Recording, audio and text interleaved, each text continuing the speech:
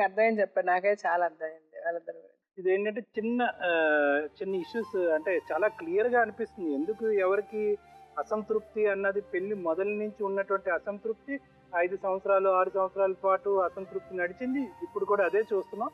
ఇటొచ్చి ఏంటంటే ఇప్పుడు గొంతుకు బయటకు లెగుస్తుంది, వ్యక్తపరచడం అన్నది జరుగుతుందని మనం అనుకోవచ్చు. అయితే ఏంటంటే మేడం, వాస్తవానికి అది మీకు ఇప్పటికే అర్థమయ్యే ఉంటుంది.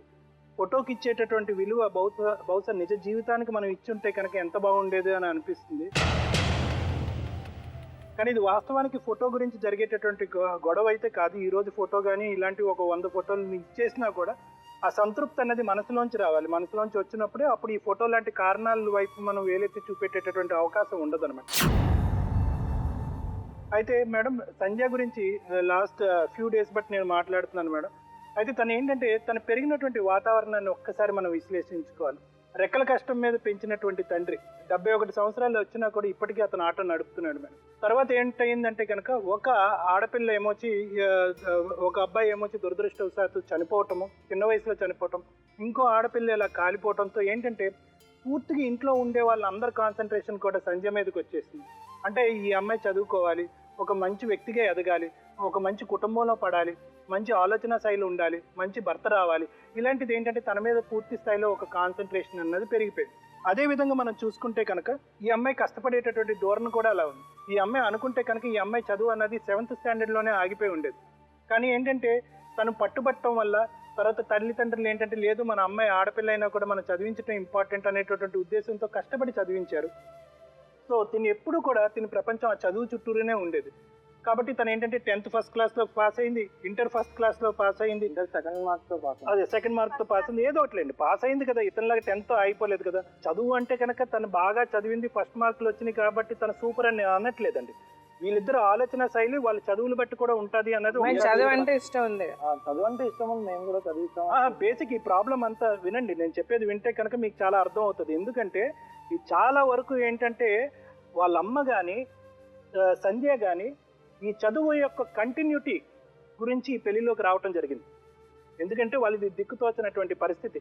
చదవాలి అనేటటువంటి కోరిక ఆ అమ్మాయికి, చదివిస్తే బాగుంటుంది అనే కోరిక తల్లికి ఉన్నంత మాత్రం కానీ వాళ్ళ ఆర్థిక పరిస్థితి వల్ల ఆ చదువు ముందుకు వెళ్ళలేకపోయి ఆ అమ్మాయి ఈ అబ్బాయి వైపు ఏదైనా ఒక అట్రాక్షన్ ఉంది అంటే కనుక కేవలం అది ఒకటే ఒక అట్రాక్షన్ ఏంటంటే మీది ఒక ఉన్నతమైనటువంటి కుటుంబం, వాళ్ళకంటే ఆర్థికంగా ఒక స్థాయి మెట్టు ఎక్కువ ఉంది, చదివిస్తారు, చదువు కంటిన్యూ అనేటటువంటి ఉద్దేశంతో రావటం జరిగింది.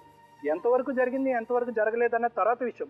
కానీ ఏంటంటే ఆ అమ్మాయి ఆలోచనలు, ఆ అమ్మాయి కోరికలు రావటంతోనే పటాపంచలు అయిపోయినాయి. ఎందుకు చదివించలేకపోయారు మీరు, ఎందుకు ఆ అమ్మాయి కంటిన్యూ అవ్వలేకపోయింది అన్నది తర్వాత నేను చెప్తాను.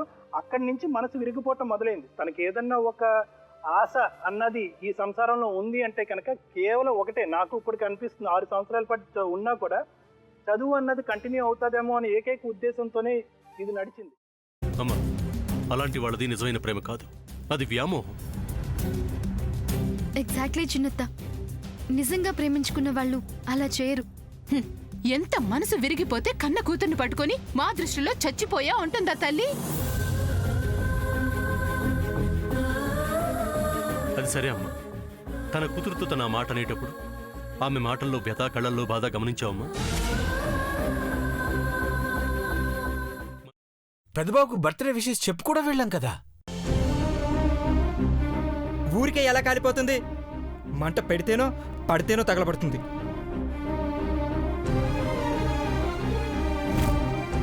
కరెక్ట్ చిన్నబాబు, నీకొచ్చినట్టే నాకు డౌట్ వచ్చింది. పార్వతే షర్టును తగలబెట్టిందనుకుంటా.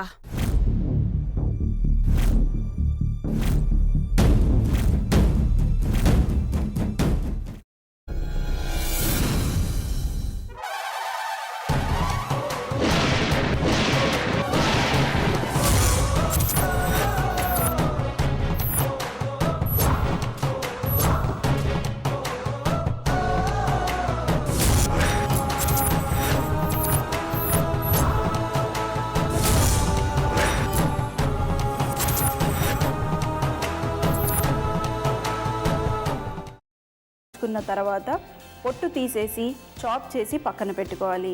ఒక ప్యాన్లో కొద్దిగా నూనె వేడి చేసి అందులో ఆవాలు, మినప్పప్పు, శనగపప్పు, కరివేపాకు, సన్నగా తరిగి పెట్టుకున్న ఉల్లిపాయలు వేసుకుని 1 నిమిషం పాటు వేయించుకోవాలి. ఆ తర్వాత కాల్చి కట్ చేసి పెట్టుకున్న వంకాయని కూడా అందులో వేసుకుని బాగా మిక్స్ చేసి బౌల్లోకి ట్రాన్స్ఫర్ చేసుకుని అందులో తగినంత చిక్కటి పెరుగు లేదా పల్చటి పెరుగు వేసుకుని మిక్స్ చేసి అన్నంతో కానివ్వండి, చపాతీతో కానివ్వండి సర్వ్ చేసినా చాలా బాగుంటుంది.